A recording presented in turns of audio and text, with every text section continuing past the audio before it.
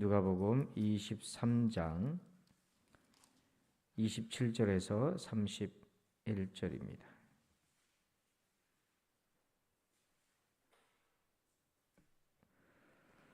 신약성경 138쪽입니다. 23장 누가복음 23장 27절에서 31절 교독합니다. 또 백성과 및 그를 위하여 가슴을 치며 슬피 우는 여자의 큰 무리가 따라오는지라.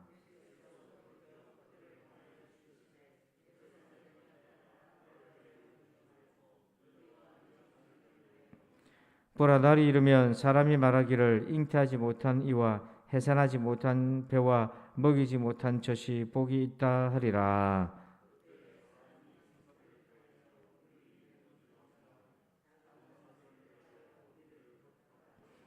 다 같이.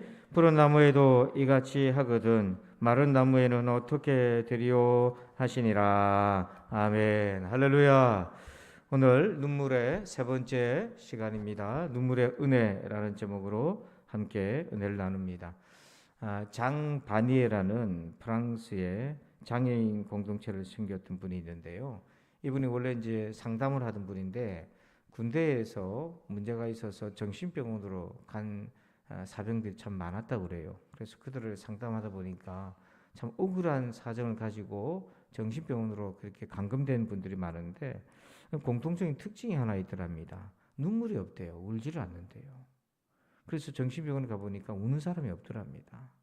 그 왜 그런가 깊이 생각하고 사람을 만나면서 발견한 깨달았던 사실인데, 어린아이들은 아무도 자기를 돌봐주지 않고 아무도 대꾸해주지 않는다는 것을 알 때 더는 울지 않는다. 그러기에는 너무 많은 에너지가 소모되기 때문이다. 자기가 내는 소리를 누군가는 들을 수 있을 것이라는 희망과 기대가 있기 때문에 사람들은 운다. 그런 얘기를 했어요. 우는 것이 사실은 우리에게는 참 고마운 일이라는 거죠. 근데 우는 것도 방향에 따라서 이게 완전히 틀립니다. 자기를 향해서 울면 자기 연민이고 이게 마음의 병이 될 수 있어요. 자기를 향해서 서럽게 자기를 불쌍히 여기면서 울어버리면 이게 이제 우리가 마음의 병, 우울증으로 가는 거잖아요. 그런데 하나님 앞에서 우는 거는 그건 치유가 되는 겁니다. 그래서 28절에 보면 예수께서 돌이켜 그들을 향하여 이르시되 예루살렘의 딸들아 나를 위하여 울지 말고 너희와 너희 자녀를 위하여 울라. 예수님이 울으라 그렇게 말씀하셨어요. 그러니까 우리가 울 수 있다는 것이 얼마나 큰 은혜인지 몰라요. 저는 어릴 때 개척교회를 다녔거든요. 지금처럼 우리 교회처럼 반듯하게 세워진 교회가 아니라 개척교회고 목사님이 한 분밖에 안 계시고 좀 열악한 그런 교회였습니다. 그런데 제가 어릴 때 유심히 경험한 게 뭐냐면 새벽 기도를 이렇게 한 번씩 나갔어요. 고등학생인데도 불구하고. 그러면 우는 성도들이 참 많았어요. 저는 처음에 왜 저렇게 우나 이해가 안 됐는데 시간이 지나면서 오늘 말씀도 그렇지만 울 수 있다는 것이 내가 우는 것을 들을 수 있는 하나님이 계시다는 거잖아요. 그럼 그게 얼마나 큰 복이 있습니까? 자, 그러면 오늘 이 눈물의 은혜는 우리에게 어떤 걸 얘기해 줍니까? 세 가지 메시지가 있어요. 자, 첫 번째는요. 1번 제목 읽어봅시다. 시작. 눈물이 끝이 되지 않게 하라. 자, 눈물을 흘리는 건 좋은데 그게 끝이 되지 않게 하십시오. 자, 27절을 한번 읽어볼까요? 시작. 또 백성과 및 그를 위하여 가슴을 치며 슬피 우는 여자의 큰 무리가 따라오는지라. 아멘. 예수님이 십자가를 지고 가실 때에 뒤에서 가슴을 치면서 슬피 우는 여자의 큰 무리가 따라왔다고 되어 있어요. 근데 여기서 이제 가슴을 치며 슬피 울었다. 이게 이제 마치 장례식에 곡하듯이 그런 눈물의 행렬인데, 그런데 예수님은 이 여인들을 향해서 이렇게 얘기하셨습니다. 28절에 보니까 예수께서 돌이켜 그들을 향하여 이르시되 예루살렘의 딸들아 나를 위하여 울지 말고 이렇게 얘기했어요. 나를 위해 울지 말아라 이렇게 얘기합니다. 이 말씀 뭐냐면 너의 눈물이 끝이 되지 않게 하라 이런 얘기거든요. 이 같은 사건인데 마태복음과 마가복음에는요 여인들이 눈물을 흘렸다는 기록이 없어요. 마태복음 27장 55절은 예수를 섬기며 갈릴리에서부터 따라온 많은 여자가 거기 있어 멀리서 바라보고 있으니 눈물 흘린 적이 없고 멀리서 바라만 보고 있었다고 되어 있고, 마가복음 15장 21절에는 구레네 시몬이 예수님의 십자가를 대신 지고 가는 그 장면만 있지 아예 여인들의 내용은 마가복음에는 기록되어 있지 않습니다. 왜 그런가? 이 여인들의 눈물이 부적합하다는 거죠. 전체적으로 볼 때는. 인간적으로 볼 때는 슬피 우는 것이 참 동정도 가고 당연히 울어야 되는 것처럼 비춰지지만 전체적으로 보면 그렇다. 왜 그런가? 자, 24장 누가복음 24장 17절 한번 읽어볼까요? 시작. 예수께서 이르시되 너희가 길 가면서 서로 주고받고 하는 이야기가 무엇이냐 하시니 두 사람이 슬픈 빛을 띠고 머물러 서더라. 아멘. 엠마오로 내려가던 두 제자가 슬픈 빛을 띠고 있었잖아요. 여인들의 눈물이 엠마오로 내려가는 두 사람의 슬픔과 같은 맥락에 있는 거예요. 왜냐하면 이 두 사람의 슬픔은 뭡니까? 그게 끝이거든요. 예수님이 십자가에 죽으신 것으로 끝이었기 때문에 슬픔이었거든요. 그런데 예수님은 슬픔이 눈물이 끝이 되지 않게 하라고 얘기하시는 거예요. 왜 그럴까요? 자, 52절 한번 봅시다. 52절 이 눈물의 끝이 어떻게 됩니까? 그들이 그에게 부활하신 예수를 만났거든요. 그에게 경배하고 큰 기쁨으로 예루살렘으로 돌아가. 자, 보시면 말씀만 보시면 눈물이 끝입니까? 끝이 아닙니까? 끝이 아닌 거예요. 근데 우리는 인생을 살면서 눈물이 끝인 사람이 참 많습니다. 그렇기 때문에 고통 가운데서 헤어나지 못하는 거예요.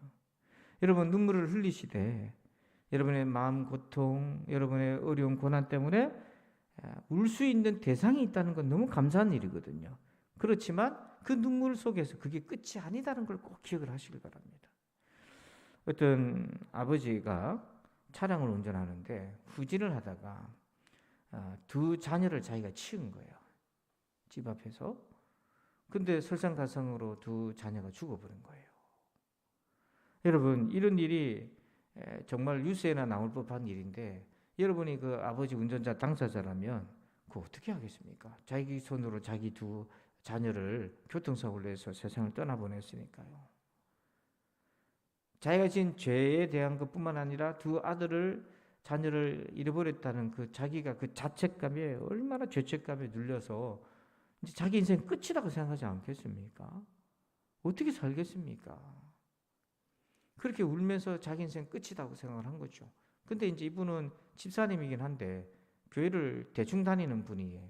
어쩌다 한 번씩 나가고 의무감으로 나가고 막 그랬던 거예요. 신앙생활을 제대로 안 한 거죠. 근데 너무너무 괴로워서 이분이 할 수 있었던 건 뭐냐면 할 수밖에 없었던 게 뭐냐면 교회 예배당에 가가지고 엎드려서 우는 것밖에 할 수가 없었어요. 하나님 앞에 엎드리는 것밖에는 할 게 없었어요. 근데 참 감사한 건 뭐냐면 여러분 두 자녀를 잃어버린 거는 너무 큰 고통인데 그게 끝이라면 이분도 죽는 겁니다. 못 사는 겁니다. 가정도 깨지고. 그런데 하나님 앞에서 얼마나 울었는지. 그리고 나중에 마음이 정돈이 됐을 때 목사님 만나서 이실직고를 했는데 목사님도 깜짝 놀란 거예요. 그런 일이 있었다는 것도 듣고는. 그러면서 쭉 얘기를 듣고는 그래서 마음이 지금 어떻습니까? 뭔가가 이분이 할 얘기가 더 있는 것 같았거든요. 그때 이분이 이렇게 얘기를 하는 겁니다. 모든 걸 잃은 것 같은 이 순간 난생 처음으로 예수님의 실제를 만났습니다. 무슨 말인지 아시겠습니까? 이게 이상한 일인가요? 이분은 모든 것을 잃어버린 그 순간에 교회를 대충 다녔던 그분이 예수님이 계신 거를 그 눈물의 끝에서 만난 거죠. 물론 이 눈물의 끝에서 예수님 만난 것이 두 아들에 대한 자기의 잘못을 다 지워버릴 수 있는 것은 아니지만 슬픔이 끝이 되지 않게 되었다는 거거든요. 그 고통 속에 있지만 다시 일어설 수 있는 기회가 되었던 거예요. 그래서 The end of me 이 말은 나의 끝이 예수님의 시작이다. 여러분 눈물이 끝이 아니라 주님이 우리 가운데 역사하시는 시작이 되기를 주의 이름으로 축원합니다. 두 번째는요. 이번 제목 읽어봅시다. 시작. 눈물의 방향을 바꾸라. 자, 우리 28절 화면을 보고 읽습니다. 예루살렘의 딸들아 나를 위하여 울지 말고 너희와 너희 자녀를 위하여 울라. 눈물의 방향을 바꾸라는 겁니다. 나를 위해 울지 말고 너희와 너희 자녀를 위해서 울어라. 왜냐하면 예수님이 지금 십자가의 고난을 당하시는 이유가 뭡니까? 누구 때문입니까? 저와 여러분과 우리 자녀들 위해서 그러신 거잖아요. 그래서 인간적으로 예수님이 고통당하는 것에 감정이입해서 예수님 위해서 울지 말고 왜 예수님이 십자가의 고난을 당하실 수밖에 없나? 그래서 29절에 예수님의 눈에는 보이는 겁니다. 보라, 날이 이르면 사람이 말하기를 잉태하지 못한 이와 해산하지 못한 배와 먹이지 못한 젖이 복이 있다 하리라. 날이 이르면, 보라, 날이 이르면 하나님의 심판의 날이 오는데, 그걸 위해서 내가 지금 고난의 길을 걸어가는데 그걸 보지 못하는 너와 너희 자녀들은 얼마나 지금 이 고통 앞에 있는지, 차라리 그 날이 되면은 애를 놓지 않았던 것이 더 다행이다 싶을 정도로 자식이 고통당한 걸 지켜봐야 되는 부모가 있고, 말로 표현할 수 없는 고통이 있다. 왜냐하면 지금 그런 일이 일어나고 있거든요. 자, 18절 보면 무리가 일제히 소리질러 이르되 이 사람을 없이 하고 바라바를 우리에게 놓아주소서 하니, 거기에 이제 무리가 나오잖아요. 이 무리 속에 너희와 너희 자녀들이 섞여 있는 겁니다. 예수님을 따랐던 많은 무리들이 돌변해가지고 십자가에 못 박으라고 그러고 예수 대신에 강도 바라바를 원하는 그 악독함을 뿜어내는 자들이 있었는데, 너희와 너희 자녀를 위해서 울어라. 그래서 마태복음 10장 21절에는 장자의 형제가 형제를, 아버지가 자식을 죽는 데 내어주고 자식들이 부모를 대적하여 죽게 하리라 말씀하시잖아요. 이게 바로 우리의 모습이거든요. 너희와 너희 자녀를 위해서 울어라. 여러분, 교도소 이제 선교 현장을 제가 이제 부교육자 때 한 번씩 방문한 적이 있습니다. 근데 이제 저도 몇 번 이제 한 십몇 년 전에 설교도 하러 가고 막 그랬는데요.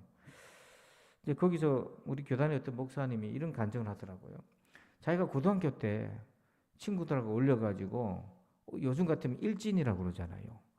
그 이제 노는 애들 무리에, 사고 치는 애들 무리에 속해가지고 그렇게 수업도 제대로 안 듣고 공부도 안 하고 껄렁껄렁하게 그렇게 다닌 거예요, 시골에서. 그러니까 어머니가 그걸 보면서 아무리 잔소리해도 애가 말을 안 들으니까, 그래서 어머니가 새벽 기도를 가시는데, 그 시골에서 가는데 새벽 기도 갔다 오면 자기 그 머리맡에 앉아서 기도를 하시는데, 처음에 몰랐는데 잠결에 누가 부시럭거리면 알지 않습니까? 그리고 기도를 그냥 속으로 하다가도 너무 엄마가 그냥 며칠 있으면 소리가 이렇게 나오게 되잖아요, 신음소리라도. 그 애가 깬 거예요. 깨면서 이제 눈을 살짝 보니까 엄마가 기도하고 있는 거예요. 그래 한참을 기도하고, 근데 어떤 날 울면서도 기도하는데, 끝나고 이제 부엌에 가서 밥을 하시고 아침에. 그걸 자기가 자꾸 보니까 너무 마음이 찔리는 거예요. 이렇게 살면 안 되는데. 그래가지고 매일같이 그렇게 하시니까 말도 안 하고, 그래가지고 자기가 내가 이렇게 하지, 인간이 이래가 되겠나 싶어가지고 그 친구들하고 절교하고 나 안 되겠다 하고 이제 빠져나온 거예요. 그리고는 이분이 신학교를 들어간 겁니다. 그래서 신학생이 돼가지고 찬양단이 있거든요, 성가단이. 거기에 이제 들어가가지고 찬양을 하면서 어떤 활동을 했냐면, 교도소 가서 특송하는 찬양 시간을 이제 그런 활동을 한 거예요, 방학 때. 그래가지고 홍성 교도소를 들어가서 특송을 하는데 사람들이 앞에 앉아 있지 않습니까? 보니까 낯익은 얼굴이 한 사람이 있는 거예요. 그게 누군가 봤더니 고등학교 자기를 불러들여가지고 같이 깡패 노릇 했던 친구가 거기 앉아 있던 거예요. 소설 같은 얘기인 거예요. 근데 그 친구는 자기를 못 알아보지만 자기는 딱 보니까 그 친구는 알아보는 거죠. 세월이 흘렀는데 그렇게 많이 흘러지는 않았지만 얼굴이 빛이 서로 다른 거죠. 그때 자기가 너무 안타깝기도 하면서 엄마에 대한 기도에 대해서 너무 고맙기도 한 거죠. 여러분, 우리 자녀들을 우리가 첫 번째 출산을 했습니다. 두 번째 출산이 반드시 있어야 돼요. 제가 누차 얘기하지만은 여러분들이 자녀를 위해서 출산할 때 얼마나 기도했어요? 아들, 딸을 구별 없이 건강하게만 태어나게 해달라고 얼마나 기도했어요?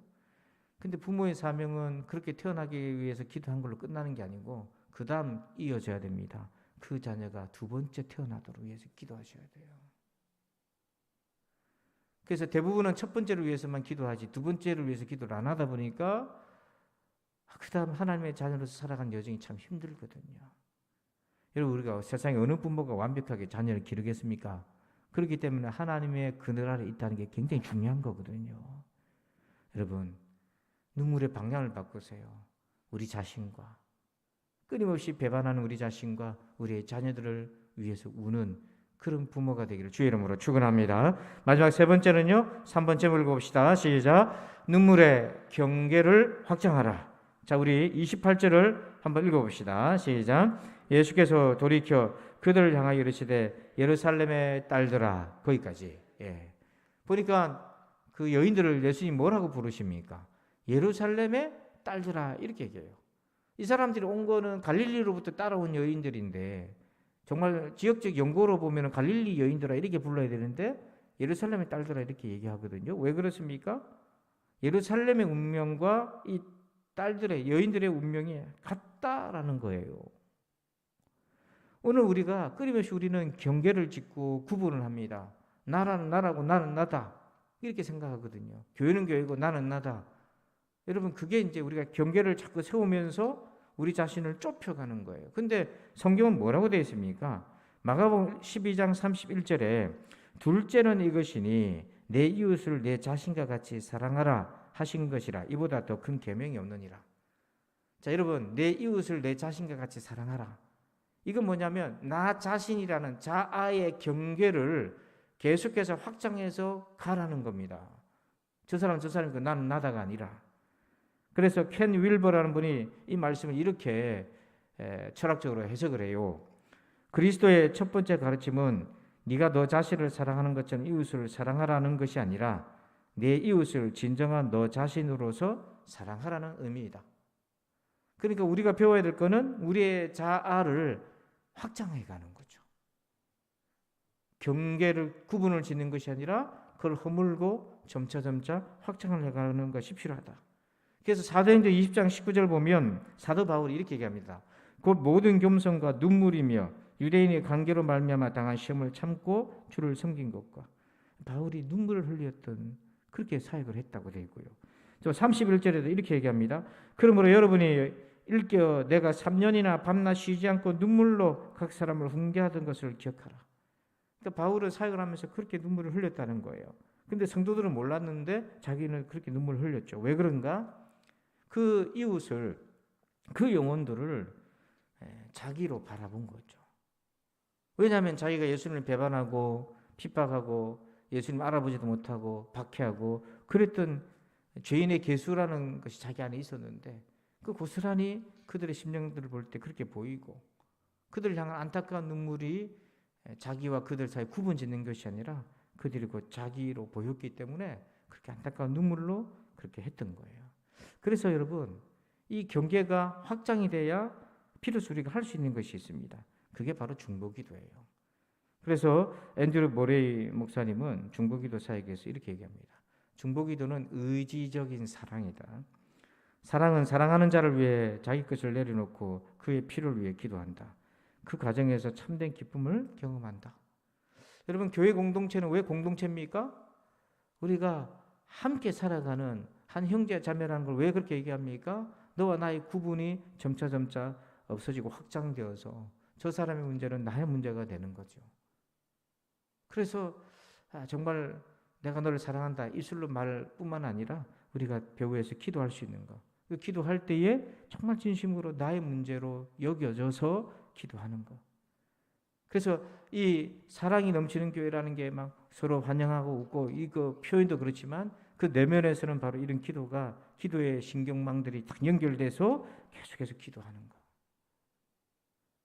그래서 우리가 정말 놓치지 말아야 될 것은 바로 이런 중보 기도인 겁니다. 서로를 위해서 기도해 줘야 되는 거예요. 자, 그러므로 여러분 눈물은 참 은혜인 겁니다. 그렇게 보면 울 수 있다는 게 얼마나 복인지 몰라요. 왜? 나의 눈물을 들을 수 있는 분이 있다는 거. 듣지 못한다 그러면 울 필요가 없는 거죠. 처음에 울다가 그만두게 되죠. 눈물의 은혜는 세 가지가 있습니다. 세 가지를 꼭 기억하세요. 첫 번째는 눈물이 끝이 되지 않게 하십시오. 두 번째는 눈물의 방향을 바꾸세요. 세 번째는 눈물의 경계를 끊임없이 확장해가며 예수님의 마음을 부으십시오. 오늘 이 말씀을 꼭 기억하셔서 저와 여러분이 오늘도 눈물의 은혜 가운데 있기를 주의 이름으로 축원합니다. 아버지 하나님 감사합니다. 오늘도 말씀 주신 은혜를 깨닫습니다.